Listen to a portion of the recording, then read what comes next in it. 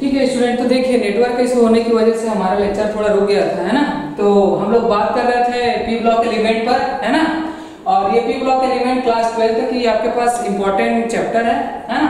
और ये जो 15 ग्रुप के एलिमेंट है नाइट्रोजन, फास्फोरस, आर्सेनिक, एंटीमनी और बिस्मथ। गुड। तो हमको ये देखना था जनरल ट्रेड देखना था। क्या देखना था? General trade.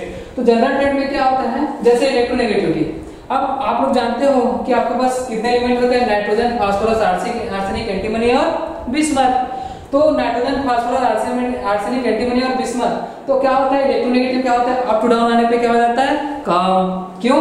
क्योंकि साइज बढ़ता जाता है, इलेक्ट्रॉन को अपने और अट्रैक्शन करने की जो कैपेसिटी क्षमता है वो क्या हो जाता है? कम हो जाता है। इस वजह से आप जब आप ऊपर से नीचे आओगे तो अप डाउन आओगे तो क्या करेगा? इलेक्ट्रोनेगेटिव डिक्रीज हो जाती है। तो आपका ट्रेड क्या निकल के आता है? सबसे ज्यादा नाइट्रोजन में, फास्फोरस में, आर्सेनिक में, एंटीमनी, फिर देन बिस्मथ में। ठीक है, तो आपको ये वाला ट्रेड लगाना है। उसके बाद सेकंड है मेरा टॉपिक आपके पास बॉइलिंग पॉइंट और साइज। तो बॉइलिंग पॉइंट किस पर डिपेंड करता है? आपका बॉइलिंग पॉइंट डिपेंड करता है मास पर, वेट, है ना, एटॉमिक वेट पर डिपेंड करता है। आप लोग जानते हो अप टू डाउन आते हो तो एटॉमिक वेट बढ़ता जाता है, मतलब बॉइलिंग पॉइंट क्या करेगा? इंक्रीज करेगा। सेम वही केस किसके साथ होता है? साइज के साथ। जब आप ऊपर से नीचे आते हो तो एटॉमिक मॉलिक्यूलर एटॉमिक क्या करते हैं आपके पास? नंबर बढ़ते जाते हैं, जिसको ऑर्बिटल नंबर भी बोलते हैं, वो इंक्रीज करेगा। जब वो इंक्रीज करेगा तो आपका साइज भी क्या करेगा? आपका इंक्रीज करेगा। तो अप डाउन होंगे तो क्या होता है? यहाँ पर साइज आपका बढ़ जाता है। तो ये लिख लीजिए। अब एक सेक्शन में क्या है? मेल्टिंग पॉइंट का। एक सेक्शन में क्या है? मेल्टिंग पॉइंट का। अब एक सेक्शन में मेल्टिंग पॉइंट का क्या रीजन है मैं बता देता हूँ, है ना। ध्यान से देखिए। जैसे यहाँ पर क्या है? आर्सेनिक का सबसे ज्यादा दिखा रहा है ना, क्योंकि होना क्या चाहिए था? जैसे जैसे आपका क्या होता है? मेल्टिंग पॉइंट किसका होता है? आपका मेल्टिंग पॉइंट। तो मेल्टिंग पॉइंट किस पर डिपेंड करता है? आपका क्रिस्टल लैटिस पे। किस पर डिपेंड करता है? क्रिस्टल लैटिस पे। मैं जब सॉलिड पढ़ा रहा था तभी बताया था कि जो ये पॉइंट होता है इस पर कौन रहता है आपके पास? ठीक है, एटम या फिर मॉलिक्यूल रहते हैं। तो यहाँ पर क्या बनता है? आपका लैटिस बनता है। क्या बनता है? लैटिस। ये जितना स्ट्रॉन्ग बॉन्ड से कनेक्ट होगा आपका मेल्टिंग पॉइंट भी उतना ही क्या रहेगा? आपका हाई रहेगा। तो सबसे ज्यादा क्रिस्टल लैटिस एनर्जी किसके पास रहता है? आर्सेनिक के पास, then antimony, then bismuth, phosphorus, then nitrogen. तो आपका क्रिस्टल लैटिस एनर्जी किसका प्रोपोर्शनल होता है आपके पास? मेल्टिंग पॉइंट का। तो इन सबको नोट करिए, देन हम लोग नेक्स्ट ट्रेड की ओर क्या करते हैं आपके पास? बढ़ते हैं। ठीक है, इसको नोट करिए।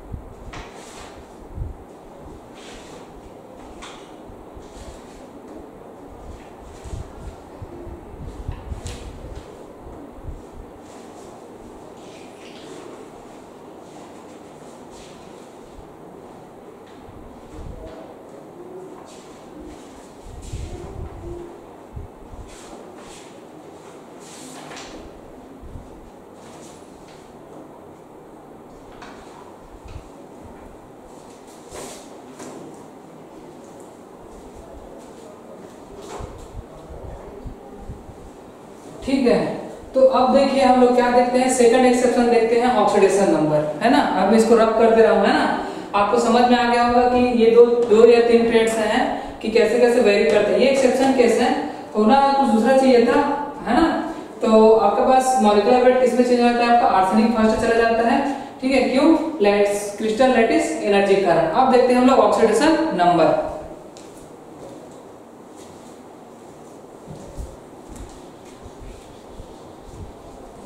आप लोग को पता है कि नाइट्रोजन में जो वैलेंस इलेक्ट्रॉन होते हैं वो कितने होते हैं आपके पास, 5। और इसको इलेक्ट्रॉन गेन करने के लिए या फिर इलेक्ट्रॉन डोनेट करने के लिए कितना चाहिए, 5।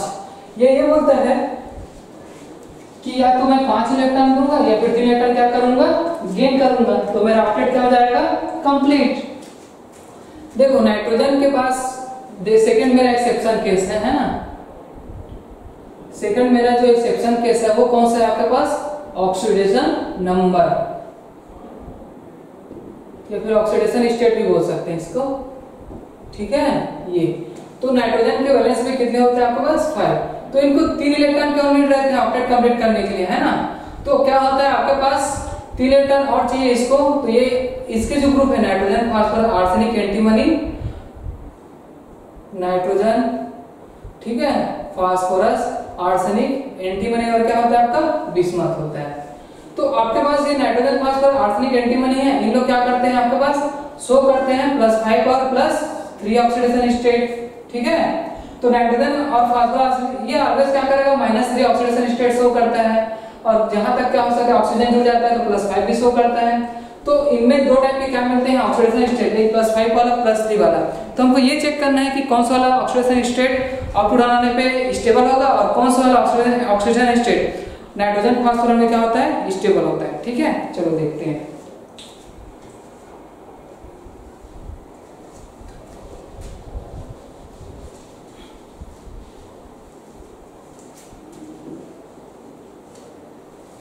तो ये 2 टाइप के क्या करते हैं ऑक्सीडेशन स्टेट शो करते हैं, +3 और +5, ठीक है। +5 oxidation state decreases, +5 oxidation state top to bottom क्या होता है आपके पास, डिक्रीज करते जाते हैं, ठीक है। इसकी स्टेबिलिटी देखना है, क्या देखना है, स्टेबिलिटी,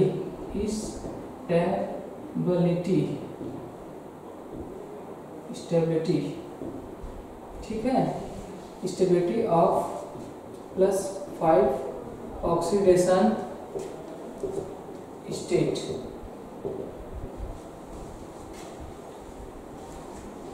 ये +5 है ना, ये क्या है +5। तो आपको ये चेक करना है कि +5 ऑक्सीडेशन स्टेट क्या करते हैं आपके पास, डिक्रीज करते जाते हैं, डिक्रीज डाउन द ग्रुप, ठीक है। और यही स्टेबिलिटी जो है, यही जो स्टेबिलिटी ऑफ +3 ऑक्सीडेशन स्टेट,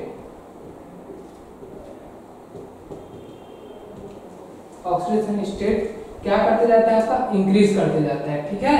क्या करेगा, इंक्रीज,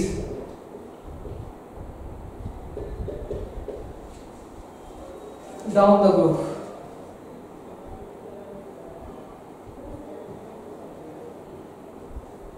ठीक है। डाउन द ग्रुप क्या होता है आपके पास, इंक्रीज करते जाते हैं, ठीक है, ठीक है। तो आपके पास जो +3 ऑक्सीडेशन स्टेट है वो क्या होते जाता है, इंक्रीज करते जाता है ना, डाउन द ग्रुप। क्यों, इसकी रीजन क्या है, इनकी रीजन है आपके पास due to inert pair effect. क्या से इफेक्ट है, इनर्ट पेयर इफेक्ट।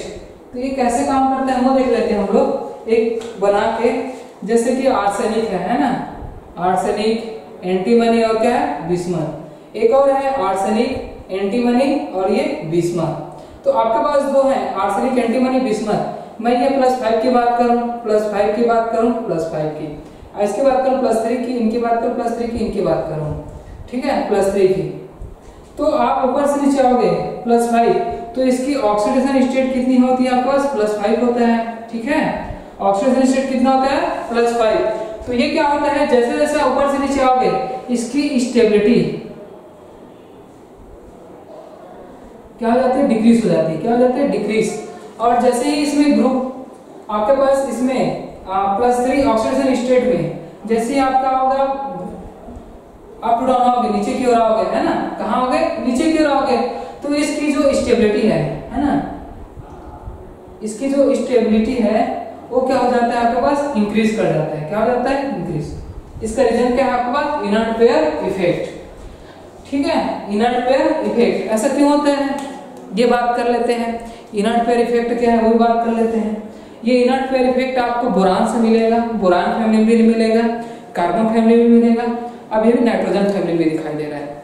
तो देखो इनर्ट पेयर इफेक्ट मतलब क्या करता है, मैं बिस्मथ की दोनों ऑक्सीडेशन स्टेट को क्या कर लेता हूँ, लिख लेता हूँ, है ना। बिस्मथ की दोनों को लिख लेता हूँ, एक +5 वाला और प्लस क्या आपके पास 3 वाला। ठीक है, आपके पास ये क्या होता है 2p, ये 3p, ये 4p, ये 5p और ये क्या होता है आपका 6p। ठीक है, तो इसमें क्या क्या आते हैं, मान लो बिस्मथ में मैं ये 3 में कितने इलेक्ट्रॉन रहते हैं, 2, इनमें कितने इलेक्ट्रॉन रहते हैं आपके पास 3। ठीक है, ये जो s ऑर्बिटल है ये क्या है आपका s ऑर्बिटल, ये कौन सा ऑर्बिटल p। तो बॉन्ड बनाने के लिए इनको मैक्सिमम 5 बॉन्ड बनाने के लिए इस s ऑर्बिटल को भी क्या करना पड़ेगा, अनपेयर्ड करना पड़ेगा, तब तो क्या होगा आपके पास 5 बॉन्ड बनाएंगे। लेकिन ऐसा होता नहीं है, ऐसा होता नहीं है। तो ये आपके पास बॉन्ड बनाने के लिए सिर्फ कितने इलेक्ट्रॉन का पार्टिसिपेट करता है आपके पास, 3 इलेक्ट्रॉन का पार्टिसिपेट करता है। क्यों, ये जो s ऑर्बिटल होता है ना, इसको बॉन्ड बनाने में जितना एनर्जी लगेगा, ठीक है, बॉन्ड बनने में जितना एनर्जी क्या होगा, रिलीज होगा, उतना उससे ज्यादा एनर्जी क्या करना पड़ेगा, s ऑर्बिटल के इलेक्ट्रॉन को मेरे को अनपेयर करने के लिए क्या लगेगा, आपको एनर्जी देना पड़ेगा। तो ये जो गिब्स ऊर्जा के क्या है आपके पास, गिब्स ऊर्जा को ये फेवर नहीं करता है, मतलब एनर्जी क्या नहीं करता है, ये आपके पास फेवर नहीं करता है ना। हमारे नेचर में जो एनर्जी चाहिए इनको देने के लिए वो फेवर नहीं करती। इस वजह से ये वाली जो s ऑर्बिटल है वो क्या हो जाता है आपका, इनर्ट हो जाता है, मतलब ये बॉन्ड बनाने में पार्टिसिपेट नहीं करता। और बॉन्ड बनाने में चूंकि पार्टिसिपेट नहीं करता है, इस वजह से कितना इलेक्ट्रॉन निकालेगा, सिर्फ ये 3 इलेक्ट्रॉन। कितने इलेक्ट्रॉन निकालेगा, सिर्फ 3। इस वजह से ऊपर से नीचे आओगे तो 5 ऑक्सीडेशन स्टेट ये शो नहीं करेगा, कितना शो करेगा, +3 शो करेगा, जो यहाँ पर है। तो जब ऊपर से नीचे आओगे तो कितने ऑक्सीडेशन स्टेट शो करता है, 3। ये 2 वाला है ना, ये क्या है, अंदर है, इसलिए क्या बोलते हैं आपके पास, इनर्ट और पेयर में है ना। ये ऑर्बिटल किसमें आपका, पेयर में, और ये इफेक्ट शो करता है आपको, बॉन्ड नहीं बनाता है, इस वजह से क्या बोलते हैं, इनर्ट पेयर इफेक्ट बोलते हैं। तो इस रीजन के साथ आप लोग लिखिए, उसके बाद इसका क्वेश्चन देख लेते हैं, कौन सा ऑक्सीडाइजिंग पावर होगा, कौन सा रिड्यूसिंग पावर होगा, ये सारा चीजें लिखिए इसको।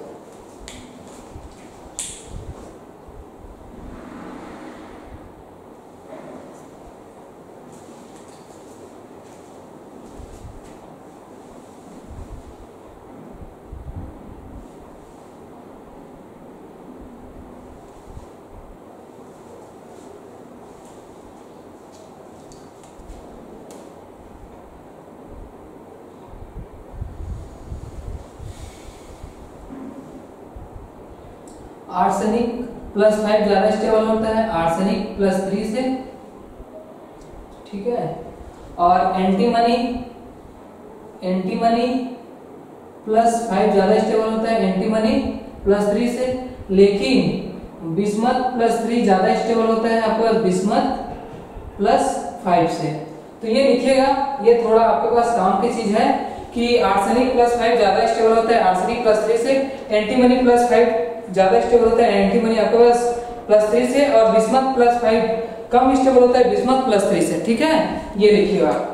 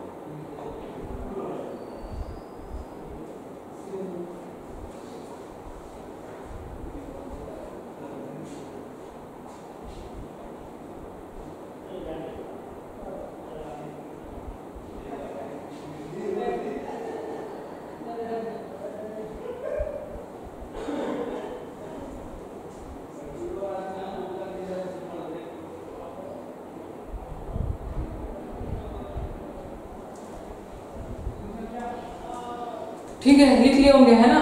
अब देखते हैं हम लोग, क्या देखते हैं आपका केमिकल प्रॉपर्टी।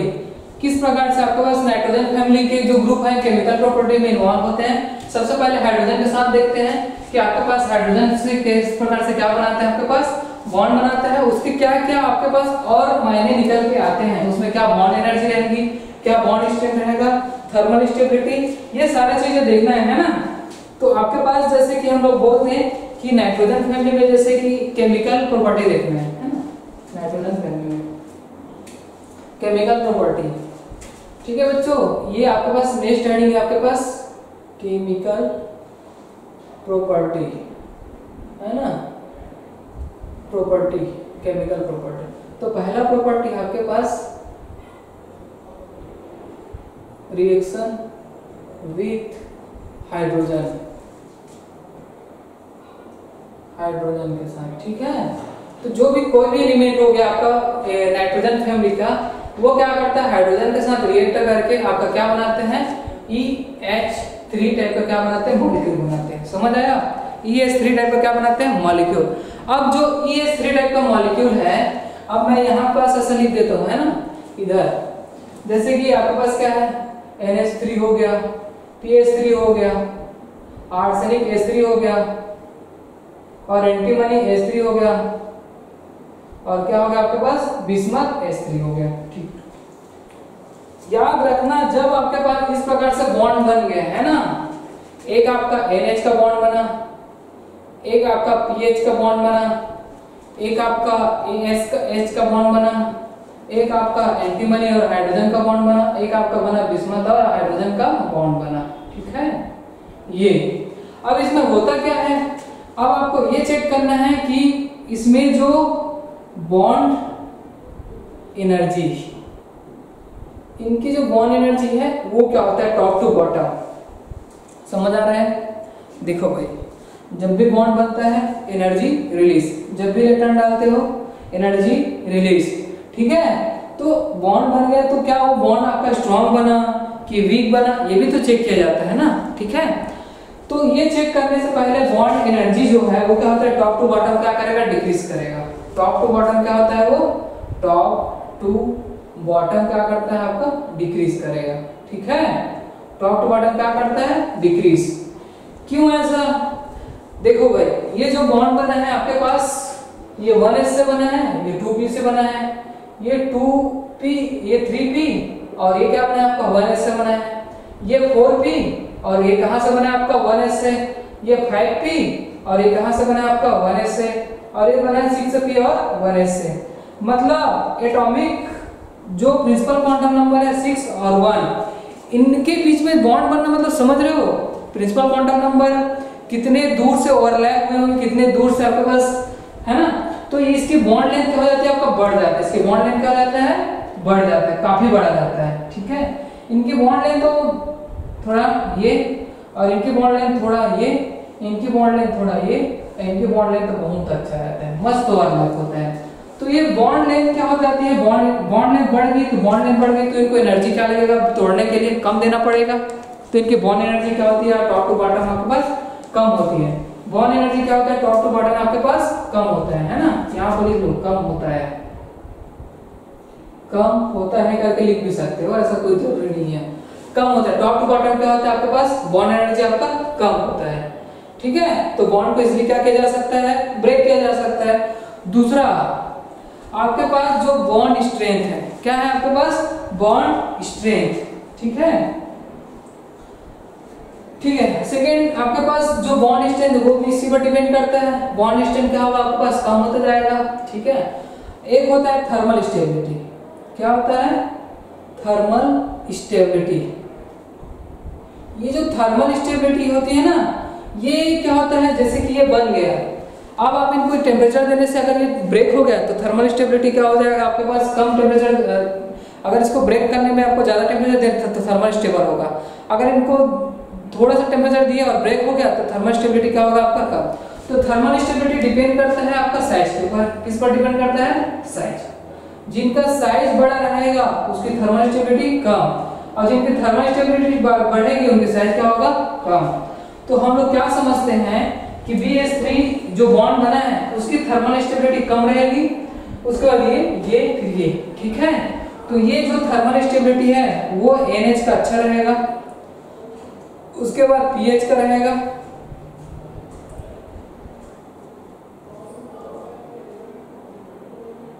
ठीक है। उसके बाद जो थर्मल स्टेबिलिटी है ना, थर्मल स्टेबिलिटी वो किसका ज्यादा रहेगा, ASH का रहेगा। उसके बाद किसका रहेगा, एंटीमनी हाइड्रोजन का रहेगा। फिर किसका रहता है आपका, BH का रहता है, ठीक है। ये तो ये थर्मल स्टेबिलिटी का ऑर्डर है, आप हमेशा यही थर्मल स्टेबिलिटी का ऑर्डर क्या करिएगा, फॉलो करिएगा, ठीक है। यही वाला थर्मल स्टेबिलिटी मतलब क्या होता है, इनवर्सिव प्रोपोर्शनल क्या होता है आपके पास, साइज होता है। उसके बाद क्या होता है आपके पास, लेविस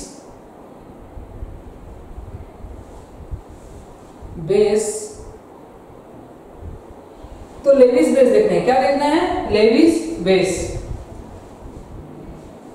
लेविस बेसिक स्ट्रेंथ में क्या पता चलता है आपके पास, लेविस बेसिक स्ट्रेंथ में कि आपके पास इनके पास क्या रहता है, एक लोन पेयर रहता है। क्या रहता है, लोन पेयर। इस लोन पेयर को अगर ये क्या कर दिए, डोनेट कर दिए, इस लोन पेयर को ये क्या कर दिए, डोनेट, तो अच्छा क्या होगा, बेस होगा। अगर ये लोन पेयर को डोनेट नहीं कर पाए तो अच्छा बेस नहीं होगा। तो हम लोग ये देखते हैं जब आपका टॉप टू बॉटम आते हैं, कहाँ आते हैं, टॉप टू बॉटम, ठीक है। टॉप टू क्या आता है आपके पास, बॉटम आते हैं, तो आपकी बेसिक स्ट्रेंथ क्या होती है, आपका कम होते जाता है। क्यों, क्योंकि आप ये देख रहे हो कि ये बहुत बड़ा साइज है, नाइट्रोजन, फास्फोरस, आर्सेनिक, एंटीमनी और बिस्मथ। बिस्मथ का साइज क्या है, बहुत बड़ा है। तो इसमें जो लोन पेयर है ना, इनको क्या कर देगा, डिफ्यूज करवा देगा, मतलब फैला देगा। तो इलेक्ट्रॉन डोनेट करने के लिए अवेलेबल ही नहीं रहेगा, ये लोन पेयर इलेक्ट्रॉन अवेलेबल ही नहीं, तो अच्छा बेस नहीं हो सकता। उसके बाद साइज इसका थोड़ा बड़ा, उससे थोड़ा छोटा हो जाता है, तो इससे थोड़ा ये, फिर ये नाइट्रोजन अच्छा क्या होता है, बेस होता है, क्योंकि छोटा साइज होने के कारण अच्छे से क्या कर सकता है, डोनेट कर सकता है, ठीक है। तो आपके पास जो टॉप टू बॉटम जाते हो तो लेविस बेसिक स्ट्रेंथ क्या हो जाती है आपके पास, डिक्रीज कर जाती है। क्या कर जाती है, डिक्रीज, ठीक है। लेविस बेसिक स्ट्रेंथ क्या हो जाता है आपके पास, कम हो जाता है। तो लेविस बेसिक स्ट्रेंथ जो होता है वो NH3 का बहुत अच्छा रहता है। उसके बाद किसका रहता है आपके पास, PH3 का। उसके बाद AS3 का। उसके बाद किसका रहता है आपका, एंटीमनी H3 का रहता है। उसके बाद किसका रहता है आपका, BH3 का, सबसे कम। क्यों, इसमें ये है भाई कि ये बड़ा साइज है ना, क्या है, ये बड़ा साइज है। बड़ा साइज के कारण जो लोन पेयर इसको क्या कर देता है, अपने में डिफ्यूज कर देता है। लोन पेयर को बड़ा साइज के कारण क्या कर देता है, डिफ्यूज कर देता है, मतलब फैला देता है, डिफ्यूज कर देता है, ठीक है। जिसके कारण ना ये लोन पेयर इलेक्ट्रॉन क्या नहीं कर पाता, दे नहीं पाता, ठीक है। जिसके कारण ये लोन पेयर क्या नहीं कर पाता, आपके पास दे नहीं पाता। और नाइट्रोजन बहुत अच्छा क्या होता है आपका, स्मॉल साइज होता है। क्या होता है आपका, स्मॉल साइज। तो लोन पेयर इलेक्ट्रॉन में क्या कर सकते हैं, लोन पेयर इलेक्ट्रॉन क्या कर सकते हैं आपके पास, डोनेट कर सकते हैं, ठीक है। ये रीजन है, इनको लिखिए आप। उनके बाद देखते हैं हम लोग नेक्स्ट प्रॉपर्टी, केमिकल प्रॉपर्टी। ये आपके पास हाइड्रोजन से रिलेटेड था। 3 चीजें, एक होता है बॉन्ड एनर्जी। जब आप टॉप टू बॉटम जाओगे तो बॉन्ड एनर्जी क्या होगा, डिक्रीज करेगा। थर्मल स्टेबिलिटी भी क्या करता है आपके पास, डिक्रीज करता है ना। अगर मान लो जाए आप जैसे टेम्परेचर बढ़ा रहे हो थर्मल स्टेबिलिटी की, है ना, थर्मल स्टेबिलिटी क्या बढ़ाएगा आप, टेम्परेचर। तो टेम्परेचर बढ़ाओगे, अगर वो कंपाउंड अगर स्टेबल है, टूटा नहीं, तो समझ जाना क्या होगा, थर्मल स्टेबल। वो किस पर डिपेंड करता है, साइज पर। सेंट्रल एटम का साइज जितना ज्यादा हो, थर्मल स्टेबिलिटी उतनी कम रहेगा, ठीक है, अच्छे से बॉन्ड नहीं बन पाएगा। तो ये पूरा ऑर्डर लिखिए, फिर हम लोग नेक्स्ट चलते हैं।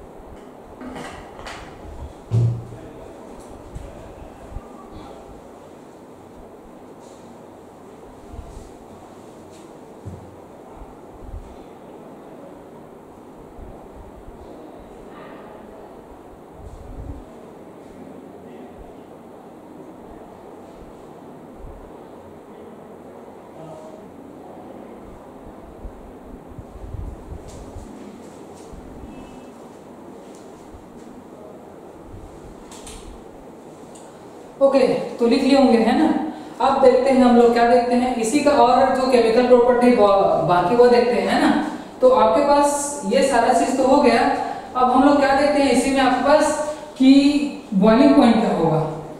जो आपका हाइड्रोजन बॉन्ड, जो हाइड्रोजन है और जो बाकी नाइट्रोजन फैमिली उनका बना हुआ है, उनका बॉइलिंग पॉइंट क्या होगा वो देखते हैं, ठीक है। तो बॉइलिंग पॉइंट में एक एक्सेप्शन आता है, उसको लिख लीजिए, वो डायरेक्ट क्वेश्चन आता है आपका, है ना। इसमें आपका इसी में देखिए आपके पास क्या होता है, जैसे ये NH3 है, ठीक है, ये PH3 है,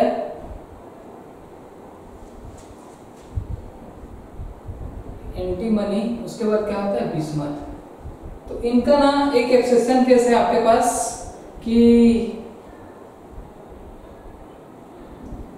किसमें, इसी में, है ना, कि जो बॉइलिंग पॉइंट है किसका, आपका इन्हीं हाइड्राइड का, हाइड्राइड का क्या देते हैं बॉइलिंग पॉइंट। तो बॉइलिंग पॉइंट में क्या हो जाता है, इनमें चेंजेस मिल जाते हैं। होना क्या चाहिए था, ऊपर से नीचे आने पर क्या होना चाहिए था, बॉइलिंग पॉइंट आपका बढ़ना चाहिए था, है ना, लेकिन ऐसा नहीं होता है, ठीक है। तो सबसे ज्यादा किसका रहता है आपके पास, जैसे इसमें क्या रहेगा PH3 का, ठीक है। उसके बाद आपके पास ये देखोगे कि इनके बाद इनमें जो हाइड्रोजन बॉन्डिंग हो रही है क्या, वो देखना है, ठीक है। तो आपके पास क्या रहता है, आर्सेनिक H3 का रहेगा। उसके बाद किसका रहेगा आपके पास, NH3 का रहेगा, ठीक है। उसके बाद एंटीमनी का रहेगा। उसके बाद किसका रहता है आपका बिस्मथ का, ठीक है। ये आपका बॉइलिंग पॉइंट है, क्या क्या है आपके पास बॉइलिंग पॉइंट है।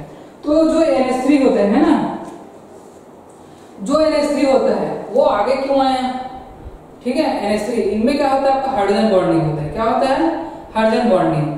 हाइड्रोजन बॉन्डिंग के कारण ये क्या करता है, के कारण, इसके कारण एसोसिएट होता है। क्या होता है ये एसोसिएट, मतलब कि मॉलिक्यूल क्या हो जाता है आपके पास बढ़ जाता है।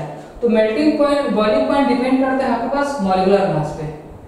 बॉइलिंग पॉइंट किस पर डिपेंड करता है आपका, मॉलिक्यूलर मास पर क्या करता है, ये डिपेंड करता है, ठीक है।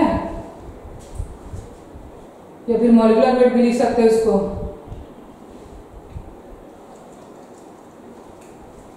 तो इसका मॉलिक्यूलर वेट क्या हो जाता है आपके पास बढ़ जाता है, इसका मॉलिक्यूलर वेट क्या हो जाता है आपके पास बढ़ जाता है हाइड्रोजन बॉन्डिंग के कारण, ठीक है। इसके बाद नेक्स्ट इसकी जो प्रॉपर्टी है, ठीक है, इसको क्या बोलते हैं, इसको लिख लो, due to intermolecular hydrogen bonding, ठीक है। इस कारण ये जो नाइट्रोजन है वो पीछे से कहां आ गया आपका, सामने आ गया, ठीक है। ये जो सामने आने का कारण क्या है, due to intermolecular hydrogen bonding, ठीक। इनको लिखिएगा आप लोग अच्छे से, समझ में तो आ रहा होगा, है ना।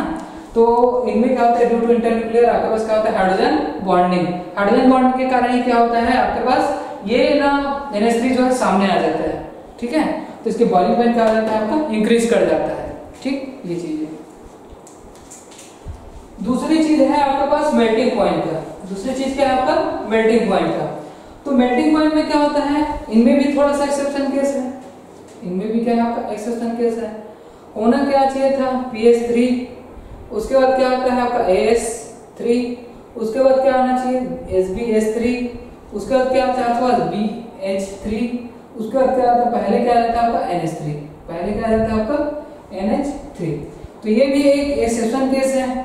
क्यों ऐसा, आपको पता है कि जो मेल्टिंग पॉइंट है, क्या है आपका मेल्टिंग पॉइंट, ये किस पर डिपेंड करता है आपका मेल्टिंग पॉइंट, ये बी वाला, ये जो मेल्टिंग पॉइंट है ये किस पर डिपेंड करता है, मेल्टिंग पॉइंट डिपेंड करता है आपका proportional to lattice crystal energy पे डिपेंड करता है, ठीक है। ये तो इसकी लैटिस जो क्या है आपके पास अमोनिया थी, ठीक, ये तो सबसे ज्यादा किसका रहता है आपके पास अमोनिया का, उसका बिस्मथ का, एंटीमनी, फिर आर्सेनिक, फिर फास्फोरस का, ठीक है। इनको लिखो आप लोग, ठीक है।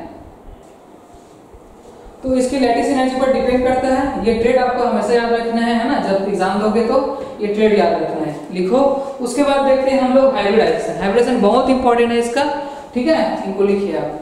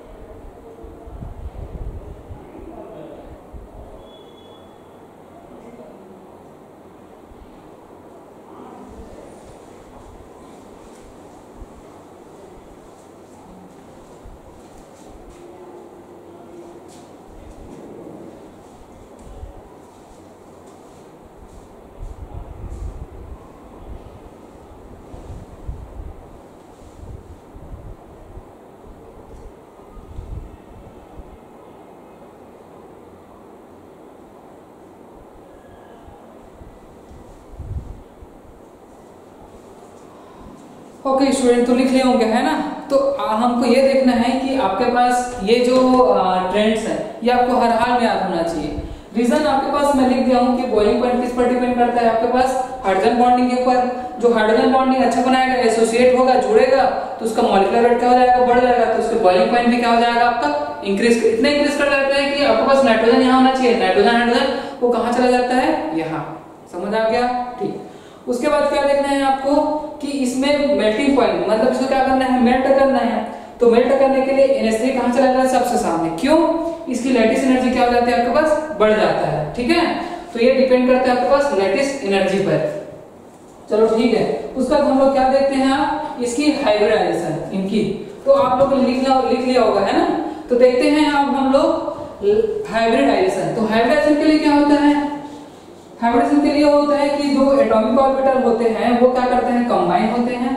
सेम एनर्जी, सेम इनका क्या रहना चाहिए, सेम एनर्जी और सेम क्या रहते हैं इसके पास, शेप और सेम ओरिएंटेशन क्या होना चाहिए और सिमेट्री क्या होना चाहिए, सेम। जब भी हाइब्रिडाइजेशन होगा, जब भी क्या होगा, हाइब्रिडाइजेशन है ना, तो तब भी क्या क्या तीन चीज आपके पास सेम रहना चाहिए। एक क्या चीज आपके पास, डायरेक्शन, दूसरा आपका एनर्जी, और तीसरा आपका सिमेट्री। तो ये तीनों चीजें क्या होना चाहिए, आपका इक्वल होना चाहिए। तीनों चीजें क्या होना चाहिए, इक्वल।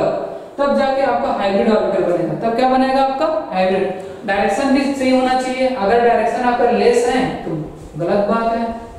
अगर डायरेक्शन लेस हुआ तो ऑर्बिटल क्या कर अच्छे से क्या नहीं कर पाएंगे, आपके पास ओवरलैप नहीं कर पाएंगे, अच्छे से हाइब्रिड नहीं बना पाएगा। एनर्जी इक्वल रहना चाहिए, एनर्जी इतना गैप नहीं होना चाहिए, एनर्जी का गैप क्या होना चाहिए, कम। सिमेट्री भी क्या रहना चाहिए आपके पास, सेम रहना चाहिए। ठीक है, तो आप तब जाके क्या बनता है आपका हाइब्रिडाइजेशन। तब अब इनमें क्या देखना है हमको, हाइब्रिडाइजेशन। देखिए स्टूडेंट, ये बहुत इंपॉर्टेंट टॉपिक है हाइब्रिडाइजेशन। अगर आप बात करोगे इसकी हाइब्रिडाइजेशन की, तो जो ये जो अमोनिया है इनकी हाइब्रिडेशन निकल के आती है sp3। क्या निकल के आता है, sp3। निकालते कैसे हैं hybridisation, bond pair plus lone pair से। याद रखिएगा कि हमेशा जब भी हाइब्रिडेशन की बात करेंगे कैसे निकालेंगे, bond pair plus lone pair. Hello, blur आ रहा है बेटा, नेटवर्क का इशू है, नेटवर्क का इशू है। अभी बीच में तो बंद हो गया था, आएगा। तो देखिए कि आपके पास क्या bond pair plus lone pair से क्या निकाल सकते हो बेटा, इसका हाइब्रिडेशन किसी का भी। जैसे ये NH3 आप लोग भूल गए होंगे, तो देखो बॉन्ड पेयर कितने हैं आपका, नाइट्रोजन के पास, नाइट्रोजन बॉन्ड पेयर कितने हैं 3, और 1 क्या है आपके पास, लोन पेयर। तो स्टेट नंबर कितने निकल के आता है आपका 4, और स्टेट नंबर 4 क्या होता है आपका sp3। तो ये क्या होता है आपके पास sp3 आपका क्या निकल के आता है, इसका हाइब्रिडाइजेशन। ठीक है, यहाँ तक तो ठीक है। अब इनमें ना दिक्कत हो जाता है इन चारों में। क्यों? इनमें ना नो हाइब्रिडेशन हो जाता है, मतलब इसमें हाइब्रिडेशन होता ही नहीं है। ठीक है, अब इनमें हाइब्रिडेशन नहीं होता है तो क्या होता है, तो इसकी बॉन्ड एंगल क्या हो जाती है आपका, डिक्रीज कर जाता है। बॉन्ड एंगल क्या हो जाता है आपका, डिक्रीज। ठीक है, 90 के आसपास इसका क्या रहता है आपका बॉन्ड एंगल रहता है। 91 92 के आसपास क्या रहता है इसका बॉन्ड एंगल रहता है। कारण क्या है, कारण ये है कि जो इनके p ऑर्बिटल में इलेक्ट्रॉन रहते हैं वो इन्वॉल्व ही नहीं करते, मतलब इनके जो p ऑर्बिटल में इलेक्ट्रॉन रहते हैं वो क्या नहीं करते, पार्टिसिपेट ही नहीं करते। प्योर p ऑर्बिटल में क्या रहता है आपके पास, पड़ा रहता है। अब जो प्योर p ऑर्बिटल में पड़ा रहता है आपके पास क्या चीज, आपका इलेक्ट्रॉन हाइब्रिड नहीं बना पाएगा, तो कहां से हाइब्रिडेशन होगा। इसलिए इसको किससे बताया गया आपका, ड्रैगो रूल से। किससे बताया है, ड्रैगो रूल से। ठीक है, इनमें जो हाइब्रिडेशन नहीं होता उनको किससे होता है आपका, ड्रैगो रूल से।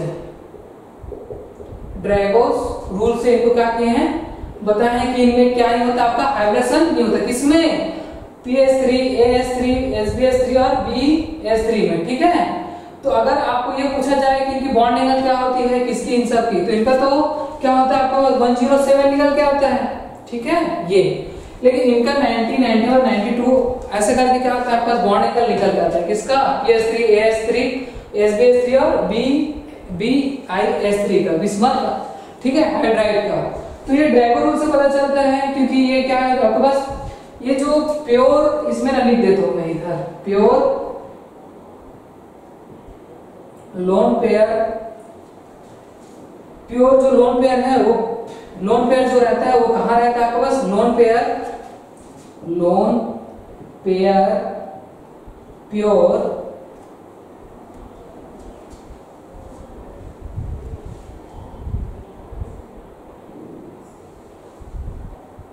एटॉमिक ऑर्बिटल में रहता है। ठीक है, लोन पेयर क्या रहता है आपके पास, प्योर एटॉमिक ऑर्बिटल में रहता है। इस वजह से क्या नहीं होता, इनका हाइब्रेशन नहीं होता, तो इनकी बॉन्ड एंगल क्या हो जाती है आपके पास, डिक्रीज कर जाता है। क्या कर जाता है, डिक्रीज। तो इनकी बॉन्ड एंगल की बात किया जाए कि किस क्या की बात किया जाए, बॉन्ड एंगल की, bond angle top to bottom क्या होता है, टॉप टू बॉटम क्या करता जाता है आपका, डिक्रीज करते जाता है। क्या करते जाता है, डिक्रीज। क्यों, इनका तो हाइब्रिडाइजेशन ही नहीं होता है, तो ये टॉप टू बॉटम डिक्रीज ही करेंगे ना। ठीक है, इनको लिखिए आप कि इनमें क्या नहीं पाया जाता है, हाइब्रिडाइजेशन नहीं पाया जाता है, इन तीन चारों में इनमें पाया जाता है। तो लिख दिया 107 क्या होता है, इसका बॉन्ड एंगल आता है, सारी चीजें। तो इन bond angle top to bottom क्या होता है, डिक्रीज हो जाता है। इनको डिक्रीज बोलते हैं बेटा। ठीक है, इनको नोट डाउन करिए।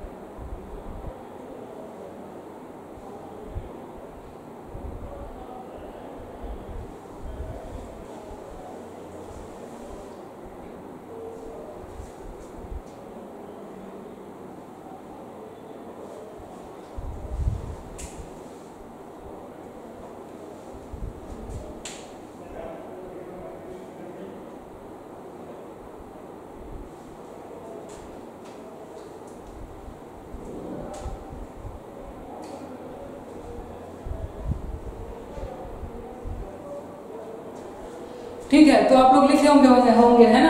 अब आप लोग देखिए कि इनकी केमिकल प्रॉपर्टी देख लेते हैं, है ना। ऑक्सीडेशन स्टेट की बात कर लेते हैं। ये ऑक्सीडेशन स्टेट कितना शो करते हैं, +5 और +3। तो मैं इनको रख कर दे रहा हूँ बेटा, इनको मेमोराइज करिएगा, है ना। कल जैसे कि क्वेश्चन कराऊंगा, तो जब तक मैं क्वेश्चन कराऊंगा तो ये ट्रेड जो है आपको याद होना चाहिए। ठीक है, क्योंकि ये सीधा सीधा क्वेश्चन आता है, क्योंकि इसमें ना एक्सेप्शन केस बहुत ज्यादा मिलेंगे अभी पी ब्लॉक में। ठीक है, तो केमिकल प्रॉपर्टी नेक्स्ट हमारा क्या है, ऑक्सीडेशन स्टेट पर क्या है अभी देखते हैं हम लोग। ऑक्सीडेशन स्टेट जल्दी से,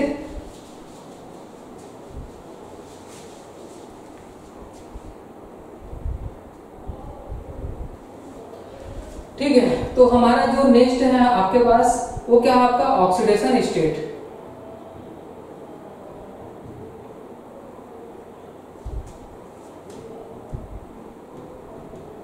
ठीक है, ऑक्सीडेशन स्टेट। तो ये दो टाइप के ऑक्सीडेशन स्टेट शो करते हैं, एक +5 वाला, एक क्या करते हैं +3 वाला।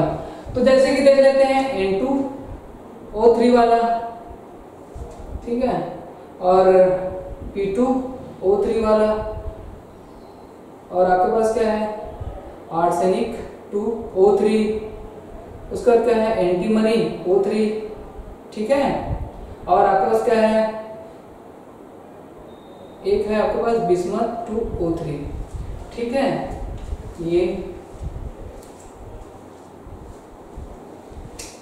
ये आपका क्या है +3 वाला है।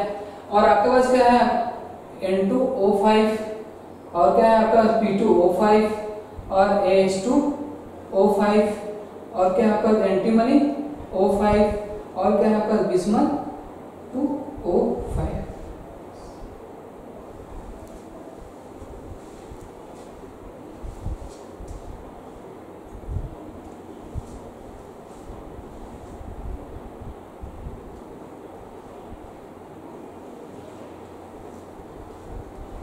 ठीक है, तो आपके पास +3 वाला ऑक्सीडेशन स्टेट है और एक क्या है +5 वाला ऑक्सीडेशन स्टेट है। तो आपको ये देखना है कि इस वाले जो ट्रेड में कि किसका एसिडिक कैरेक्टर क्या होता है आपका ज्यादा होता है ना।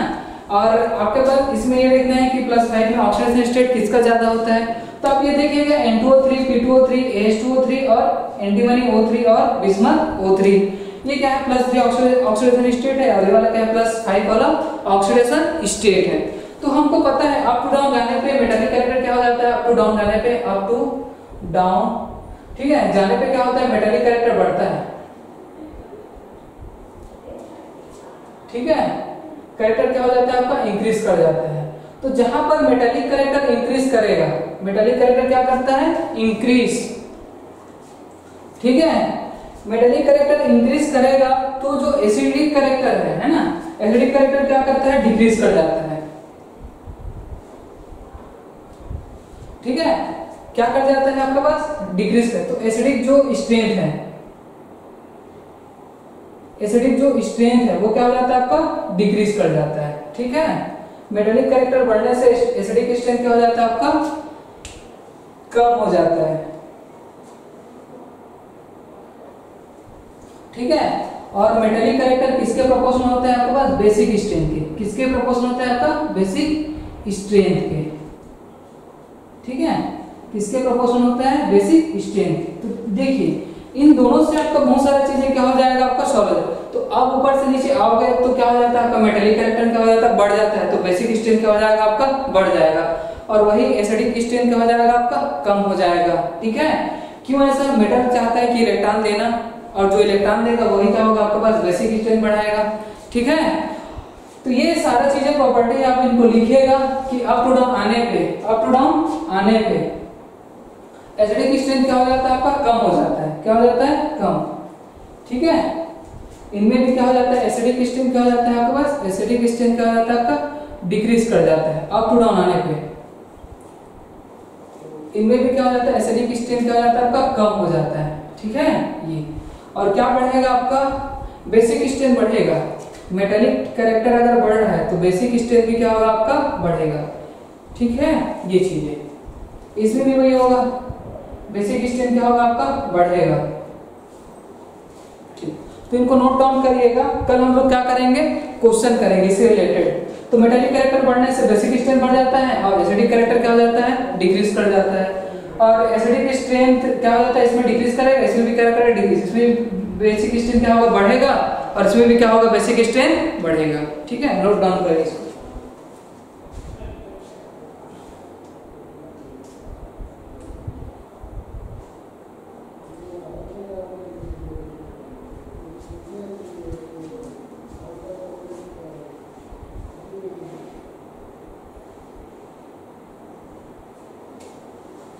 अगर ये पूछा जाए दोनों में +3 और +5 में किसका एसिडिक स्ट्रेंथ क्या हो जाता है आपके पास, दोनों में एसिडिक स्ट्रेंथ, जैसे कि मान लो ये पूछा जाए कि +3 और +5 में जैसे कंपेयर किया जाए, है ना, कंपैरिजन की बात है, तो आपके पास जो E2O3 है उसकी एसिडिक स्ट्रेंथ क्या होती है कम, किससे आपका E2O5 से। तो प्लस वाला एसिडिक स्ट्रेंथ क्या होता है ज्यादा और +3 वाला क्या होता है आपके पास कम होता है। क्यों, ऑक्सीडेशन स्टेट बढ़ने से एसिडिक कैरेक्टर क्या हो जाता है आपका, ऑक्सीडेशन स्टेट बढ़ने से एसिडिक कैरेक्टर क्या हो जाता है आपका, एसिडिक कैरेक्टर आपका क्या कर जाता है इंक्रीज कर जाता है। क्या कर जाता है इंक्रीज कर जाता है। ठीक है, AC मतलब होता है एसिडिक कैरेक्टर और BC मतलब क्या होता है आपका, BS मतलब क्या होता है बेसिक स्ट्रेंथ। तो जैसे ही आप क्या करते हो इन दोनों में अगर कंपेयर करें +3 और +5 में, तो +5 वाला ज्यादा क्या होता है आपका एसिडिक रहता है कंपेयर किसका +3 वाले से।